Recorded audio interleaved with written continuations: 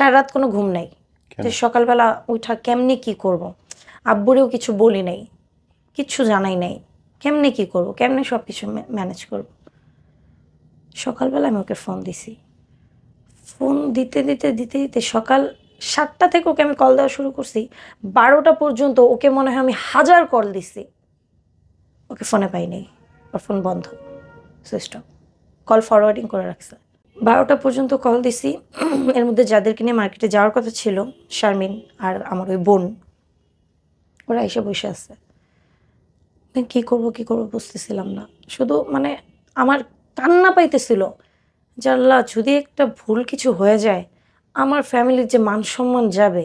আমার বাবা এমনিই তো একটা জায়গা থেকে আমারে মাফ করে দিছে, এরপরে যদি আমি এরকম কিছু আমার দ্বারা হয়, আমি যে কি একটা ফ্যাসাদে পড়ে যাব, এইটার ভার আমি নিতে পারবো না। দেন কান্নাকাটি করতেছি। এখন আমার বোন বুঝতে পারছে, আমার ছোট বোন এসে বলতেছে কোনো সমস্যা হবে, বলছি না। দেন ও আমাকে বলতেছে তানবীর ভাইয়া কল ধরতেছে না। ওর আমি বললাম যে কল ধরতেছে না, হয়তো বা ঘুম থেকে উঠতে পারে নাই, এই জন্য কল ধরতেছে না। দেন ও বললো টেনশন করো না, ধরবে, উঠলেই চলে আসবে।